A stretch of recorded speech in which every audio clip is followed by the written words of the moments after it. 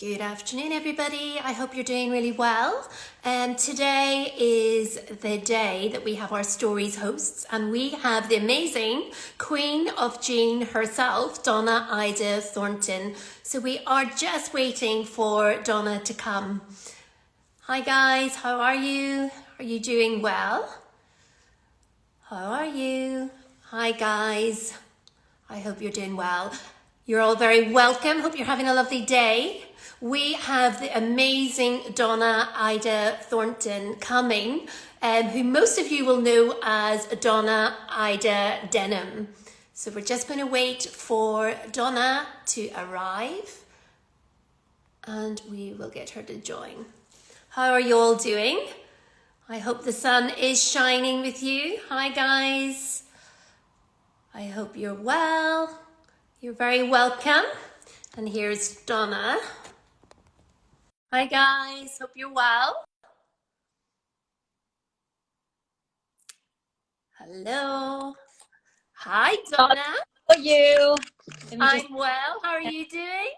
So well. I was literally, it was like 1 minute to one, and then my bank called and I said, oh, can you call me back? And they said, it'll literally be 20 seconds. It wasn't 20 seconds. No.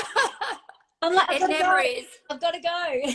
I know. So it is lovely having you on today, as always. Thank you. And you know, I'm going to do or try to do an amazing introduction for you, and then I hope I do you some justice. Okay, so today's guest and stories host IG is the amazing queen herself of denim, Donna Ida Thornton. She is the creator of Donna Ida, the denim-based fashion brand born and raised in Sydney, Australia. Donna Ida moved to the UK in 1999 for a career in marketing when she spotted a gap in the market. While out shopping one day, Donna realized she couldn't find anywhere to buy jeans that felt truly comfortable in, and you launched a brand. So, my goodness, a gap in the market all those years ago. And I must say, Donna, I have been a huge fan for many years, even way lot longer before I met you and got to know you. And I remember seeing an article many years ago about this store in London that actually got you into the correct jean and fitted perfectly. And I know that even from my 20s, I would have spent a fortune on jeans to get the right fit. And it was either too low in the waist, it never sat properly, the stretch wasn't right, the denim wasn't right. And we're talking a lot of money. And I feel if I had made that trip to London many years ago, it would have saved me an awful lot of money to start with. Yeah. So tell me, how does one person launch a luxury denim brand? Well, you know, when we first started, we were multi-brand retail, and so we were fitting women with, you know, with the best jeans in the market. Because for me, it was all about, I went into it was Harvey Nichols I went to in Knightsbridge, and they had everything, but nobody wanted to help me. Yeah. So that was the problem. You really was self-service, and I think that jeans, like bras, like, you know, we all sort of talk about like swimwear, you really need a specialist to help you. It's quite overwhelming, even for me. If I go into a department store now and I know everything, you know, about jeans, but I look in there and you immediately just kind of feel overwhelmed and you want to leave. It's too much. And so how you can expect somebody who doesn't know anything about that, and we can't know everything about everything. I'm good at jeans, but there's millions of things I'm not good at, and I would then ask an expert to sort of help navigate. And we all just like an edit, a list. Just tell me the 3 best hand creams, give me the 3 best lip glosses, give me the 3 best perfumes, whatever it is. So I then saw that and thought, okay, we need to cut this out and then put it into a boutique environment with boutique service. Yeah. So that's really how it started. And then, but in the business plan, I did put in that I wanted to create our own brand. But once we then started with Donna, I was so busy and so successful, and there really wasn't an obvious immediate gap in the market. there was the high-waisted jeans that people weren't, you know, weren't getting, that wasn't in the edit. And then probably took about 2 or 3 years for me to then say, okay, you know, this is a real problem. We are sort of missing that. We started in 2006, and actually we didn't launch our brand until 2012. It did take a while to get going and develop. And, you know, in amongst the day-to-day of running, you know, expanding business, it was just too much. It took me 6 years just to get going. Yeah, so I know what that's like. Yeah. The whole idea of getting from concept to having the product in your hands. And I know, just reading some of your interviews in the past, it was really important that your jean suited all shapes and all sizes. Yes. So how hard was it to find the right people to come in? And you know, we all know that there's some people just buy a product and they slap on somebody's name on the pocket. But you, yeah. So what happened? How did it happen with you? It was horrendous. It was hard to find. Had to try and find a factory. Had to try and find, you know, someone who, you know, to do the branding for us. We originally just then eventually went back to the original guys who did the branding for Donna, and then they created amazing branding. But everything's 20 grand, you know, 20 grand for this, 20 grand for that. And then we went to Istanbul. I just couldn't say, it was just so hard to find factories. And even now, the factories that we work with, they sort of came to us. And actually, one factory, I then went to them, and just, I kind of heard about them, I knew about them, and I just went to them on LinkedIn. It was actually, it's hard. It's like there's no like, here is the factories, here's the database of factories, you know, like department stores. Yeah. You physically have to go, don't you, and feel the material. And yeah, and then we sort of went to Istanbul, and it was just a disaster. And then all of these factories, minimums like 10,000 per, and you know, it was crazy. We just weren't going to the right sort of boutique factories who get us going to start on, like, you know, smaller quantities. For like, you could do 100 per color or 150 on smaller quantities to see, you know, how it's working. So that was challenging. So after the first, it probably took, I think it was maybe working on it for like a year or 6 months. We'd spent 10 or 20,000. I said, forget it, just scrap it and start again.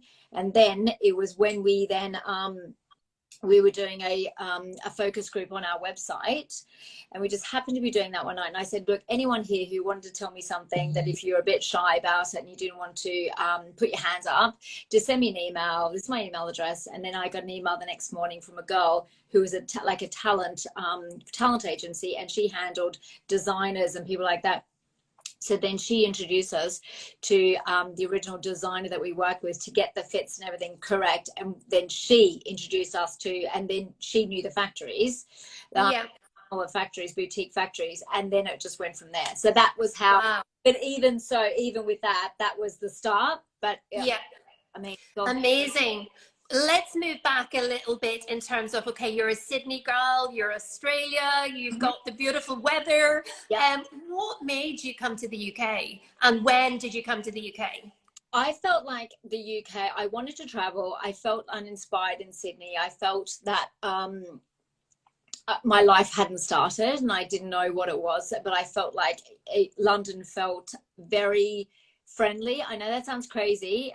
Sydney is kind of known for, Australia's known for like their friendly people, but it just felt quite closed in. And I wanted to come to London. I'd already been visited as a tourist, and I wanted to get a working holiday visa, come here, and then I immediately just met so many people, so many friends. It just felt like nobody's kind of from London. Everyone just was so friendly and so helpful.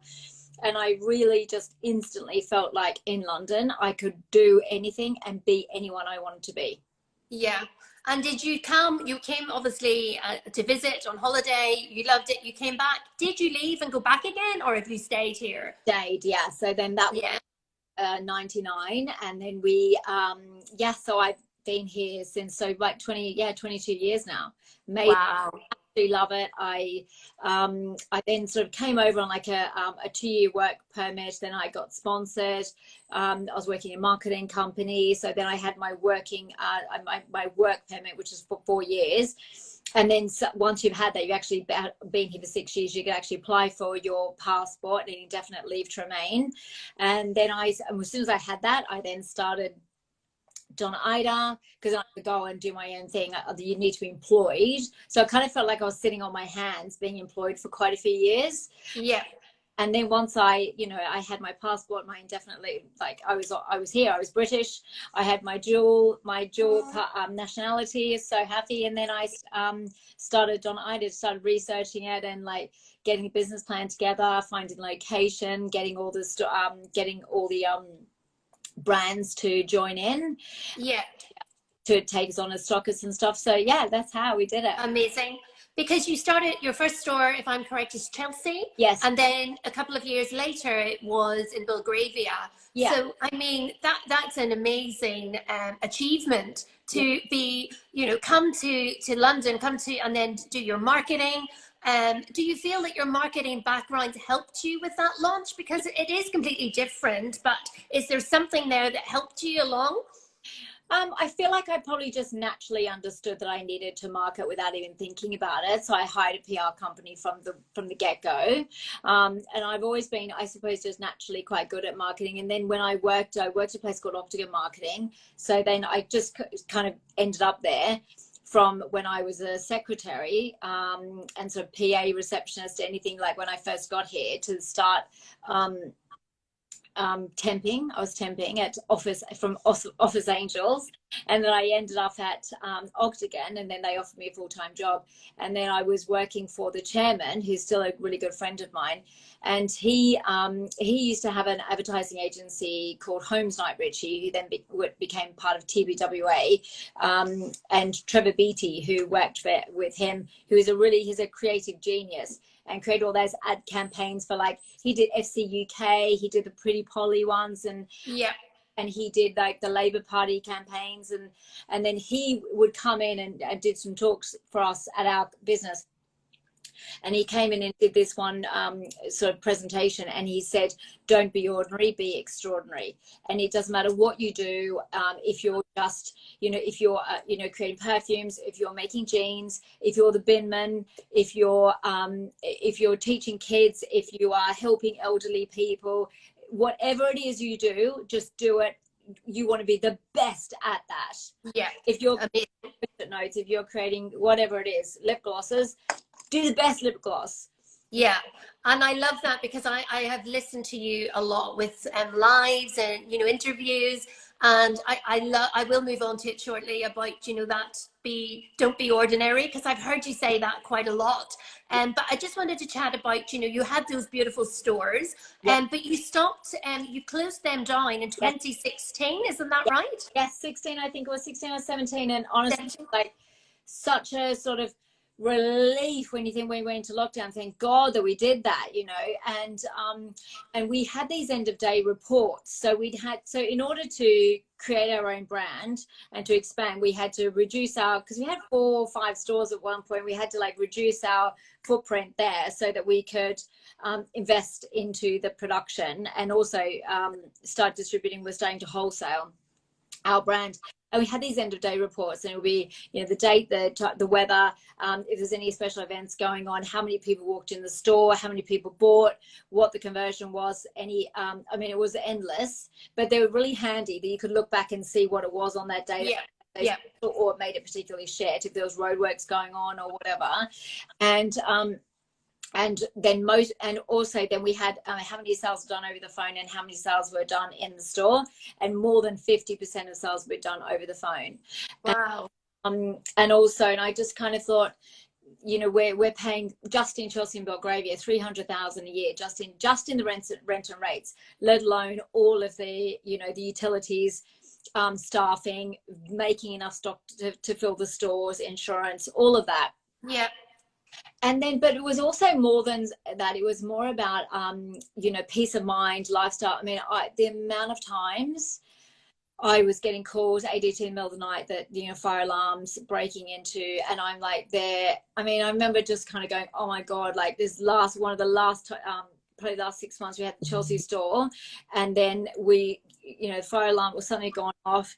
I was looking at it. I got up 2 o'clock in the morning, literally looking at your phone. You know, you like panic, go to the loo, and you're like, you know, doing like a panic wee while you're looking at it, looking at it burning down. Yeah. It was just too much.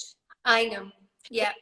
And I would think about the girls, you know, it was snowing, they'd get to work in the snow. I kind of worry about the team. And I also think that if it's not a busy day, you've got 3 girls standing in a box, a closed box, you know, folding and refolding jeans. I just don't think actually boutique stores are a healthy environment. I really don't.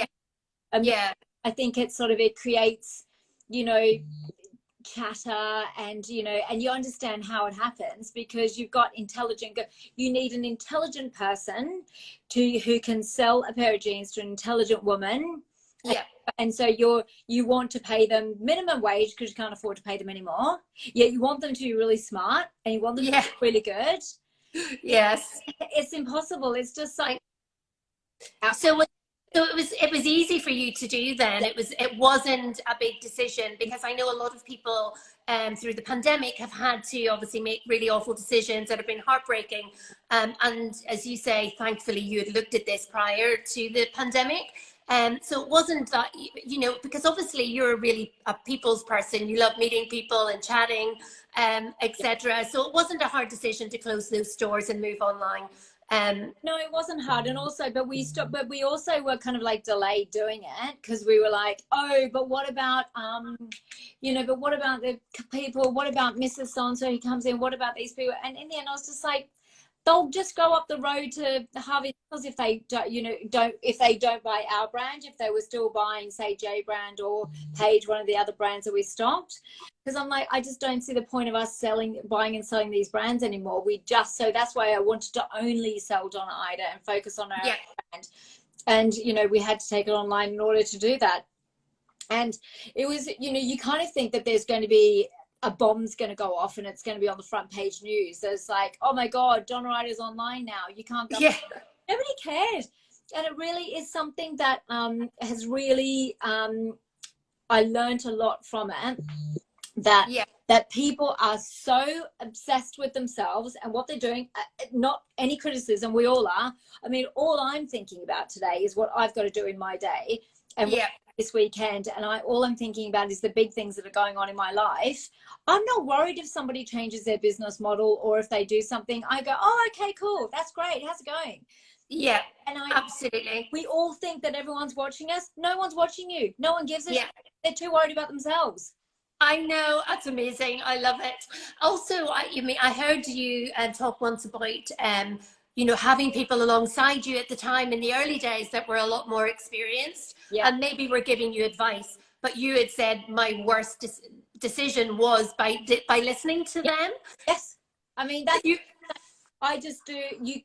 honestly, you have to do what you know is right for your business. Don't have all these voices in your head. And I had, you know, people were invest in the business, came alongside me. Oh, you know, you've got to go into Westfield. Worst decision of my life. Worst 5 years of my life. It was horrendous, absolutely horrendous. And you know, you're the one left holding the baby. Yeah. Absolutely. And then I went back to, I said to Jessica, I'm like, oh, you told me not to open in Marylebone High Street, remember?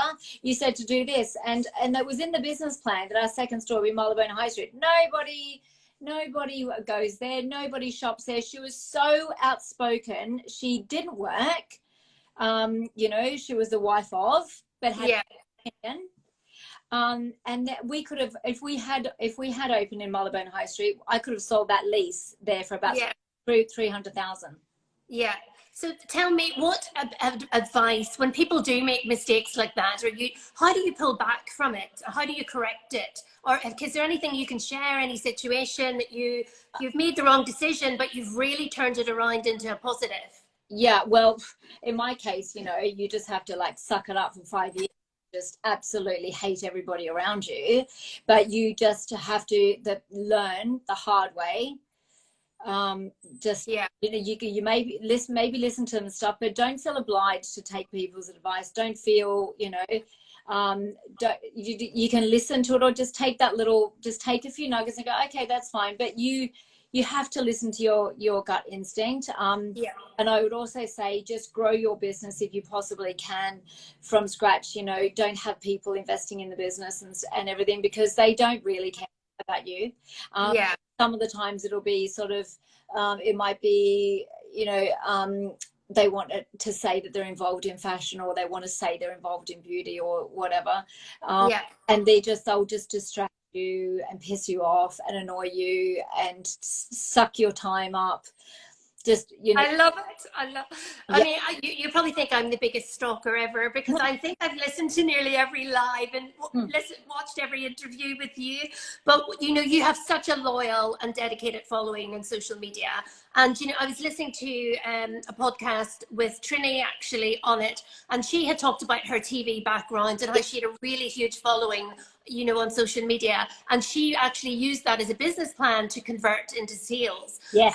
You know, and have that conversion Okay. for so many of her followers. But you don't have that, because did yours grow organically, or was this a marketing ploy, or what way? How did you build your followers? For my experience, actually, you know, it is hard to build followers, and I think you just need to be consistent. You need to be consistent, and you need to be there. And I also think that you do need to spend a lot of time on social media to be there and to build it. Yeah. I think Trini's brilliant, because what I love about Trini is she doesn't care what people think, and I think it's so important. And I don't really care either. No. Ambry, she's another friend of mine. She just doesn't care. Yeah. Doesn't care what people think. She just does what she wants to do, when she wants to do it, how she wants to do it. She wrote, Yeah. love her or hate her, she does her own thing, and I really admire Caroline for that. Yeah, absolutely. And do you know, even one of the right, obviously we're only 3 years old, but I remember watching you, and you were a real pivot at change in how I reacted on screen. Well, I never went on screen until I listened to you tell, you were I can't remember who you were talking to, but you said, look, it doesn't matter if you've got 4 followers or 400 followers. This is your shop store. Yeah. You need to just talk to those 4 people or 400 people. And I remember I used to be hugely nervous. I'm not anymore, because I had to get used to my own voice. I didn't want to become that annoying person. I didn't think I'd really anything to say. But then if you're passionate about your product and what you're selling, you've got to put your face on the screen. And I remember you saying that, and that completely changed my thought. Yeah. And I had to get over myself and really go, I need to step out here, and I need to be a voice in my own brand. 100%. Otherwise, you know, people buy from people. You know, otherwise, you know, they can buy a perfume in a bottle that looks good, and they may not have smelt it. So all they're looking at is something. If they can't smell it through the screen, they have to buy into you. Yeah. That's what they're buying from. That's the only thing. That's the only real experience they're getting is you, Tony. Until they actually get that incredible fragrance, and they know how good it is, they'll stick there. But until you get that to them in their hands, they only have you, and how engaging and warm you are. Yeah, and it's amazing though how you do invite people into your home pretty much, and you know you don't, some days you don't go on and you've makeup on, and I love that about you. It's just be yourself, just go on and talk to people, and you keep people happy with, you know, you do recipes. You know, you and the fabulous Dazzler, you know, in lockdown were absolutely amazing. But you mean that is something, inviting people into your home. It's your home. And you know, does that worry you or not? Or do you feel that this is just you being real? Yeah, that's just, I mean, I probably, most of the time it's like my office maybe, or the bathroom, or my dressing room, and things like that. But I do think I mean, I don't put makeup on every day. I might put just mascara on, or sometimes don't do anything. And I think that is totally normal. You know, I think where there's no point like coming on pretending that you're made up and you look amazing. It's bullshit. None of us do. horrendous some of the time. The only thing that always looks good is my hair. It seems to be like I wake up and it's still as beautiful as what it was when you went to bed. because it's quite thick and straight, and it's long enough to hang, you know, just sort of hang down. If I let it go any shorter, it gets a bit more bushy. Yeah. But that's, you know, that's not, it's normal that I don't do a big makeup routine. So I keep it quite simple. I wear the same, I wear jumpsuits every day, or jeans and a t-shirt. Like this is a ALC t-shirt. I wear the same shape of t-shirt all the time, because I don't have time to, I have some nice selection of tops or dresses if I'm going out to something a bit different. Keep it quite edited. Because I'm busy with my, you know, with my business, and I just want to be able to get dressed, do simple makeup routine and beauty routines, and get dressed in a very simple, easy way that it, for me, that is easy, so that I can then turn my attention to my business and to, you know, friends and whatever, you know. Yeah, absolutely. And what advice would you give somebody? Obviously, I took advice, what I heard from you, but if they are nervous about being the face of their brand and they are wanting to step out a little bit, have you any advice that you would want to share to actually help people to do it? Well, I would say that if you, you know, I remember somebody said to me, a good friend who is successful in London, she still doesn't like Instagram. She said, I'm too busy for social media. And I said, then you're too busy to grow your business. Yes, very good. So, that's a good one. Just like, honestly, get over yourself, get your shit together, go on and talk to your customers. Yeah. Tell them who you are, tell them what you're doing, what your point of difference is. Otherwise, it's just another pretty picture that make anyone could edit. They need to know who they're buying from. I truly believe in that. Look at Trini. Use Trini as an example. She will go live.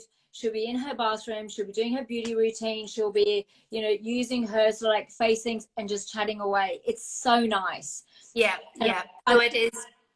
I quite like it when Trini goes live, because I think it's almost just like having TV on in the background. Sometimes I know. I know.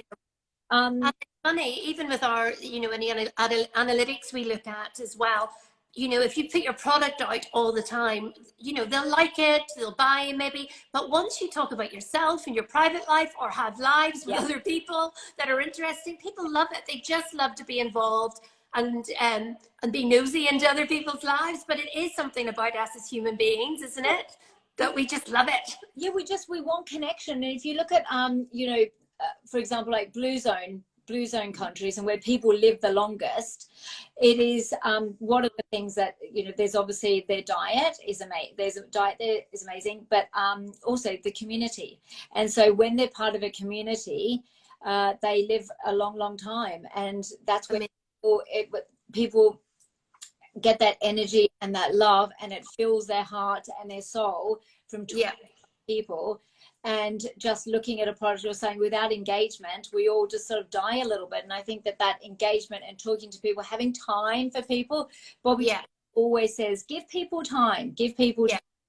You know, he's amazing at that. He's actually has a lot more patience than I do, and he will really talk to people, really engage with them and listen to them and take things away from what they're saying. And he is a man who is so incredibly full of life and so generous of spirit. And I just always look at him and think, you know, he gives people time, and it's really a nice way to be. Yeah, absolutely. No, that's really good advice. In terms of, you know, growing your brand, and when you went online, you actually started doing your ambassador program, but it's more about Donna's girls, etc. So what was the concept behind that, or what did you want to get from that? Yeah, so it's kind of like when we were doing sort of like pop-ups and stuff in there, and we would then do, so people then came to us and said, oh, do you want to sort of like come and do one at my house? And it was almost like the sort of like the Tupperware part, the old Tupperware party, isn't it? You know what I mean? Love that. And I thought I like the idea of sort of growing our community by sort of tapping into other people's communities. And it's the same as, you know, Instagram, say you would say like an Instagram influencer or something like that. Yes. They would introduce a product and talk about it, and then that's how you would discover it. And that's how we have all discovered so many different brands, through following people. Yeah. It's kind of like this, it's just amazing social media now, isn't it? That you think that you can actually discover so many more things so much more quickly. Whereas we used to have to wait for a month for next magazine to come out, or I know. didn't we? And there was no online. Anyway. No, it's brilliant. Yeah, so that's how we sort of did that, and then we have like a pop-up program of pop-ups, and so then you can, you know, come to the pop-up, and so it's just another way. But I very much, you know, I really believe in direct to consumer. You know, we are primarily a direct to consumer brand, and I just love that we have, you know, we have Annalise and Tash and Valentina. All the customers love them. They've become their own. Me included. I keep telling her, stop texting me because every time you text, I buy, honestly. But it's fabulous. Yeah, and then also the great thing about the girls is as well that it's not then just all on me. So then the customers will then, you know, engage, and they have their ones. So like you have Annalise, and so other people, someone also have Tash, or someone have Valentina, and then they really get to know that girl, and they're looked after by them. You know, they're helpful, and they feel like, you know, they do have their very own special Donna Ida girl. Totally. He really cares. Totally. And I see that working firsthand, being a customer, you know, of yours, that is really so important. And, you know, it's great to hear why that you did your sort of Ambassador Donna Girls idea, because that's the idea. What we started our own ambassador program, Friends of Stories, and the whole idea that we would actually start at this small level of, you know, you just get the product into their hands. We know you'll love it when you try it, and we don't want to pay you to say you love it. We want you to actually, you know, love it and share it. So that's the idea that we had as well, that we would start sharing it with people, and then they share it with others, and then they'll have more under, and it becomes this just tribe of people. And the whole idea for us is the fragrances, it's not about what's in the ingredients, it's about how it makes you feel. So how do you get that? And I love, you know, it's great because my idea is similar along the same lines of yourself. But also you touched on the customer services. I mean, you have this to an absolute T, and I know it's so good because I've seen you in a car at a shipment picking up in the middle of the night or early morning your jeans for your customers. You know, I know there's people phone the office and they don't know half the time they're speaking to me, but I want to always make sure when somebody phones or somebody needs something that they have the absolute best. And so you have a really strong regard for customer services.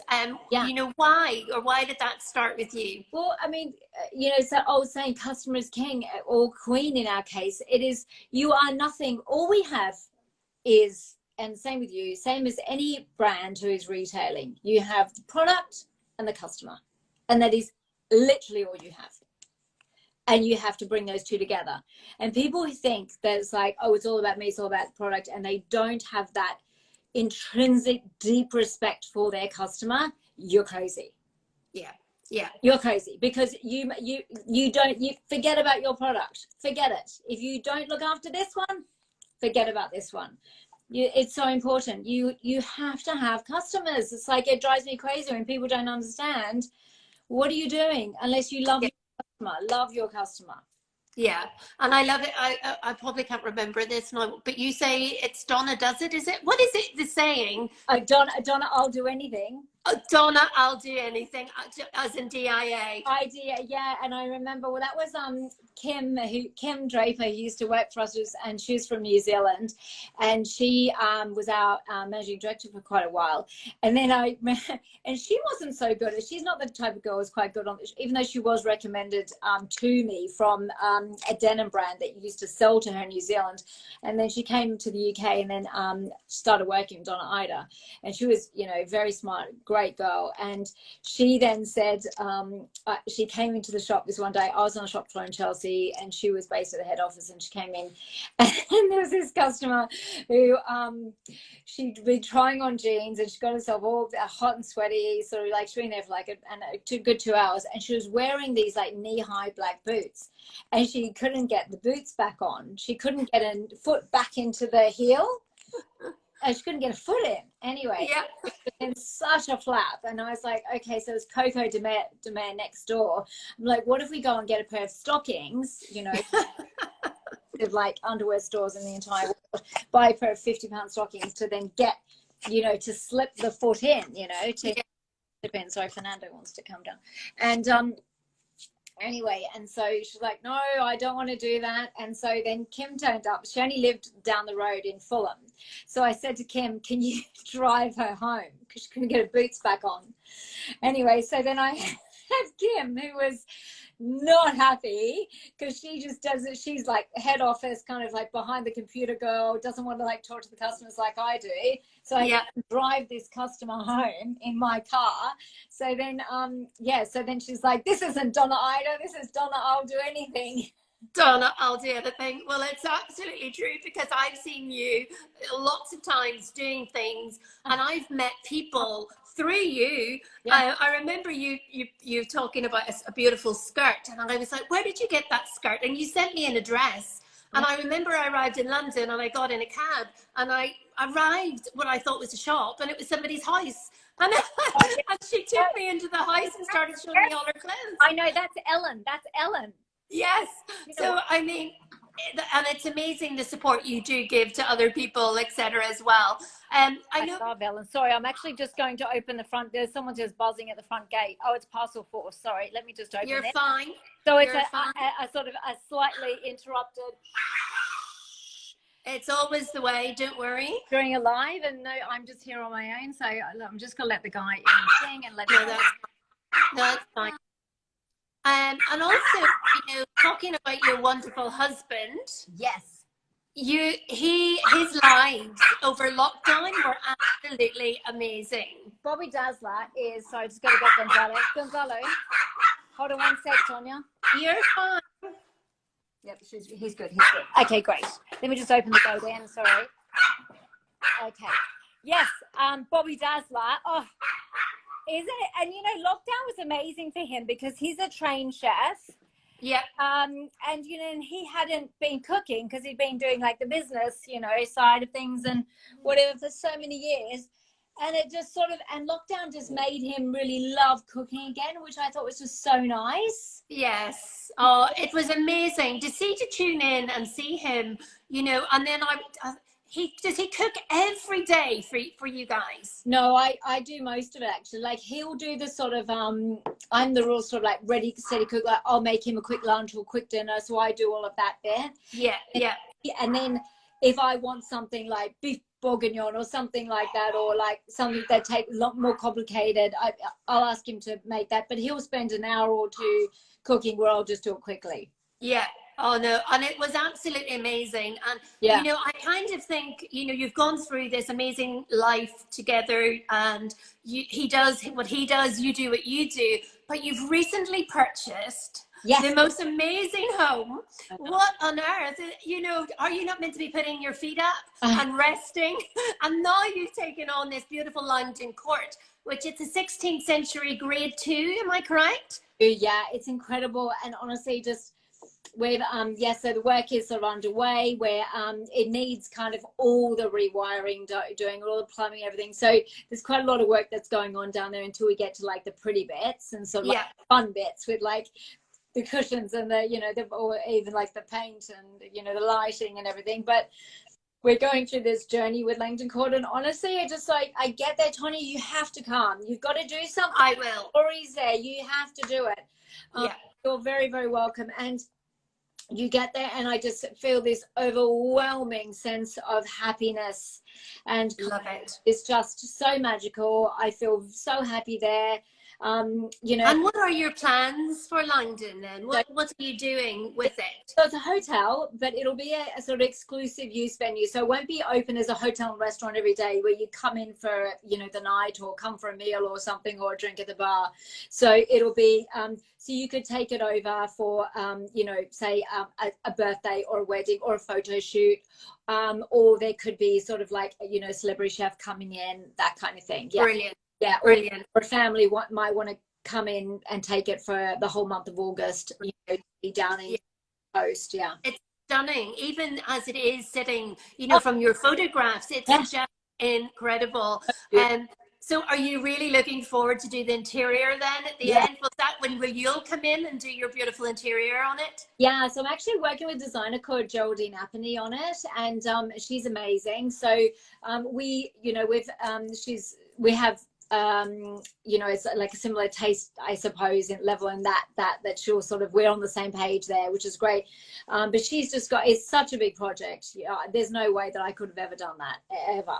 I mean, well, it looks amazing, and it's going to be great because you actually are going to put it on Instagram, and you're showing it moving into its restoration, and so exciting. So exciting. Lady of the Manor, of course, it has to be. It will be. And I think that people just love to, you know, even that, it's again, it's like people just like to see your journey. They want to follow the journey, and they want to be with you and be invested in it, you know? Yeah. And Absolutely. Instead of thinking about, oh, it has to be this perfect picture, or how am I do it? Just do it. Just do it. Yes. Brilliant. Absolutely amazing. And also, I have to ask you, do you have a scent story? So we all know that we basically can walk into a room, or, you know, there's something that we smell throughout the day, and we just are taken back to that place and that time or that person. Do you have a scent story? Yeah, well, I actually thought about this when you asked me this the other day, and there are sort of like certain scents that will always, like, you know, take me back. Like, you know, if I ever smell, you know, like even the coconut, that was the coconut oil that's in all the sort of those lotions that we wore when we were teenagers on the beach trying to get burnt. Like now, ever. So there's smell of like that coconut, and sort of like takes me back to the Sydney beaches or holidays when I was a teenager. Yes.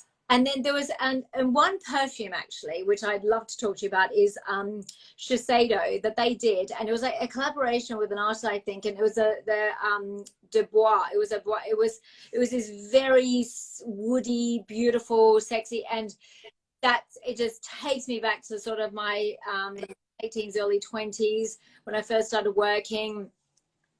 I just loved it, and doing it, you just can't get it, and it was just like the most amazing. And I also really love, you know, the smell of eucalyptus, and you think about Australia. You know, jasmine in the summer, and beautiful. But you can put all these into your new home. You can have them growing in your garden. It'll be amazing. Eucalyptus, jasmine. I love jasmine. I love the cooling. It's really sensual and beautiful, beautiful scent. You know, I've given sort of like, so Graham, our gardener, has a list of all, but even the herbs, like I love, you know, mint, you know, mint and spearmint sweeter. I think everyone forgets about spearmint, but all time, I love herbs, and we have like a big herb garden there. It's fantastic. Excellent. All that, love it. Gorgeous. So to finish up, I have some rapid fire questions just for fun that I'm just going to fire at you. Right. But first of all, before I do it, we are doing an amazing, I wanted to touch on sort of the little collaboration that we're doing together.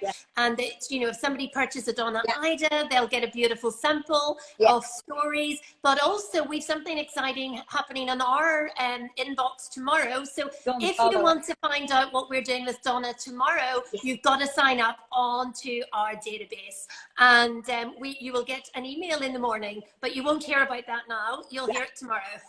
But so quick fire questions. Favorite restaurant? Daphne's in Chelsea. I'm going to write these down. So next holiday destination? Spain, but it's because it's for a wedding, not because I want to go. Okay. And best beauty tip that you've ever heard? Drink lots of water and sleep. Fab. It's all about that, water and sleep. Okay. What do you do when you wake up first thing in the morning? Have a sip of water.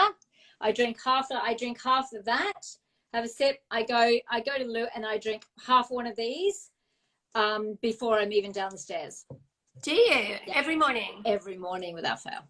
Really. And then you do your amazing Petronella diet as well, which that will take another time to do, but that's amazing as well, because you're very, very strict and rigid, aren't you, in terms of that? Yeah, I'll go, you know, okay, I'll, you know, face plant a cake occasionally or eat chocolate, same as anyone does. feel shit and I don't sleep and I feel like I've got a temperature. When I just eat like good clean foods, I sleep like a baby and I feel amazing. Yeah, it is true. Totally true. So what do you do last thing at night before you go to sleep? Kiss Bobby Dazzler and say a prayer and say thank you for everything. Oh, that's amazing. Amazing. I love it. Next season, have your eye on any handbag? Do you know what I do? I've actually got. Oh, I knew you would. I knew you would.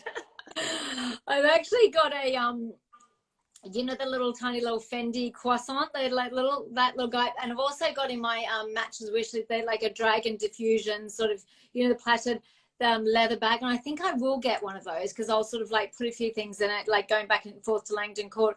But I think it'll be the dragon diffusions, because as much as I like Fendi guy, I'm not going to use it. I'm gonna have it go, isn't that pretty, and then I'll go back to using the Chanel or whatever. I just use it. I know. But yes, no, it's an absolutely stunning bag. Yeah. Current obsession can be beauty, fashion, program, anything. TV program, beauty, fashion.